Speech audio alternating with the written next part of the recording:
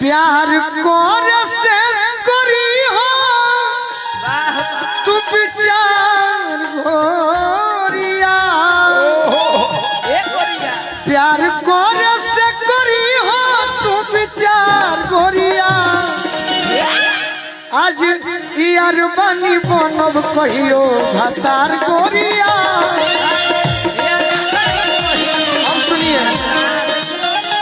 भतार मतलब अश्लील नहीं भाव को तारने वाला होता है। भाव तार भोजपुरी में करा के कहल जाला भतार भवतार मतलब भतार माने का होला भव सागर से जो तारे उसे ही भतार कहते हैं। ये गलत शब्द नहीं है, कोई इसे गलत निकालता है तो मजाक के लिए निकालता है, इसे हम गलत नहीं मानते, गलती ना। भवतार ओरिजिनल भाषा ही है भवतार। भोजपुरी में बहुत ऐसा दुअर्थी भाषा बा, जैसे रौरा करीना जी बानी नु हम गोलू राजा बानी तो केहू ना कहे कि कुशीनगर महोत्सव में गोलू राजा आइल बड़े। अजय जी से पूछे लो कि अजय जी के आइल बा तो करीनावा उरीनावा आइल बड़ी सो एगो हो कौन द्वारा जिले को हो गोलू राजा उजवा कहाला राजनवा उजनवा के टीम हो स्टेज निमन बा विनय राय उराय करोले वालो कैमरा उमरा ठीक है बा व्यवस्था ठीक है बा ये भोजपुरी निर्मला भौजी आ गई आही निर्मला उर्मला आइल बाड़ी। अरे वाव रे वाव कुछ कही इतना काहे दब रही आप गाने में? है देखो बनो तरियो किस बात पे डरे दबा के गाइए। इससे बनने के बाद ये हमारे जिला है, माइक दे हमारा जिला है और ये हमारी बहन है। लगलू मिनिस्टर बने हो ना, इजा दबे वाला कोनो बात होता, मिनिस्टर मत बनो। सही बात। और निशा संगे जब गायब तो इजा बनी हो।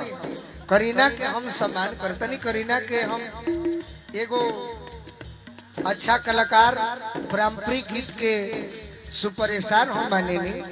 इस श्रोता खातिर अच्छा भी होके के चाहे कि ना कि लोग जाने कि ना भाई अच्छा गीत संगीत भइल महोत्सव में आज हमनियों के बड़ी सौभाग्य मिलल। तब गीत हमारा याद आ गइल, चलत रहे तनी बढ़ जाई। अरे जिंदगी में जोहर घोरे लुए जा, जिंदगी में जोहर घोरे लुए जा तो अपना जनुआ के होई दिलवा काहे तोड़े लुए जा।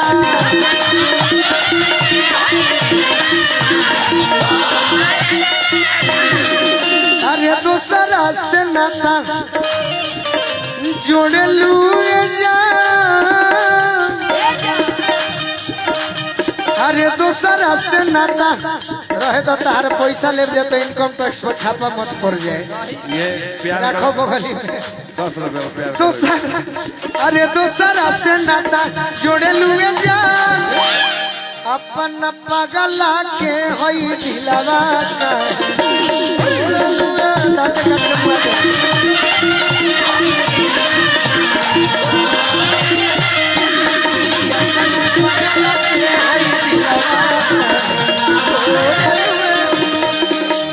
कौन कारण तू करेलू बेवफाई। रहना में बोला पर दिक्कते बा, बुझा गई। कौन कारण तू करेलू बेवफाई, पूछला पर झूठो सचो देवेलू सफाई।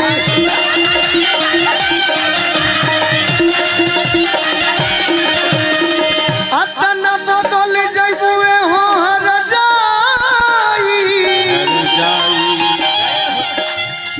सोचला पर लागेला करे जब फटी जाई।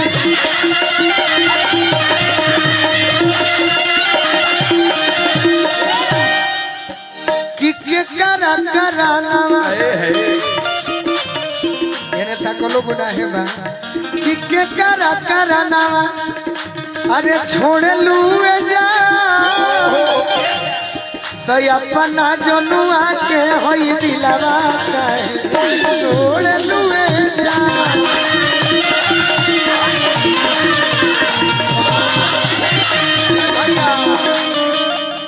माइनर हका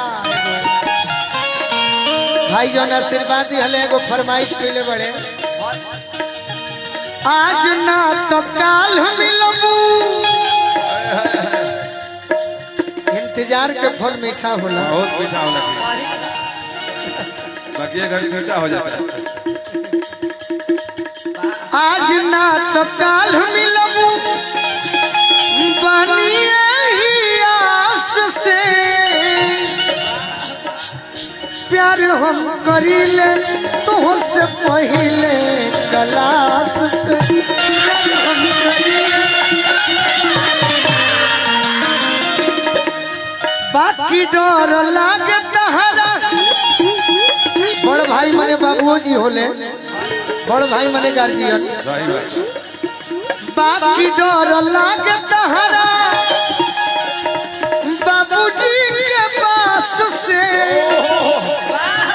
प्यार हम करीले तुझसे पहले कलास से प्यार हम करीले, प्यार हम करीले तुझसे पहले कलास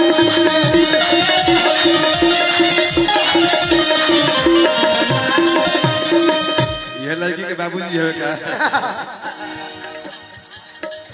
ये लड़की के भाई हमें इनके बाप से डर लगता। लड़का कहता कि का कहीं का कहता हो? पढ़े में कम मन लागल तो हमें ज्यादा,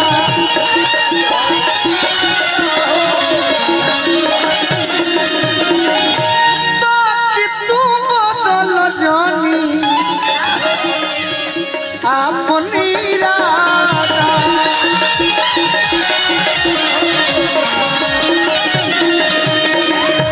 कब ना डरैनी हम तो हेल जाए पास से प्यार हम करीले तुझसे पहले कलास से।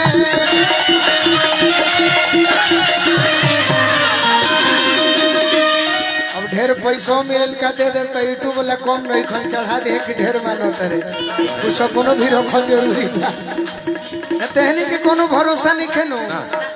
ये लोग कुछ ही ऐसे यूट्यूबर हैं जय भैया जो कलाकार को बढ़ाते हैं, हालांकि सभी शुरुआत में वैसे थे, लेकिन हाँ अगर इन लोग का व्यूअर बदनाम करके मिल जाए करीना के साथ, निशा के साथ, सुनीता के साथ, तो ये लोग अपना बिजनेस चलाने के लिए बदनाम कर सकते हैं।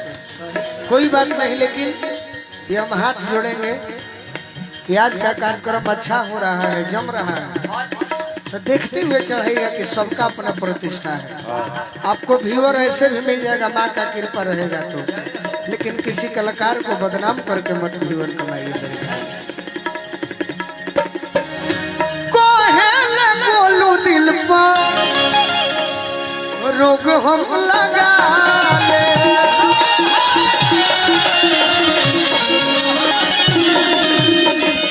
जब तू न मिलबू तो अब गाना के भाव हो जोहर जाके खा ले,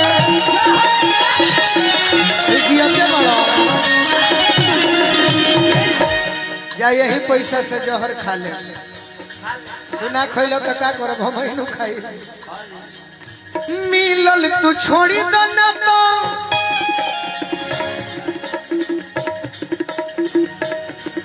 बात मानल छोड़ी दो ना तो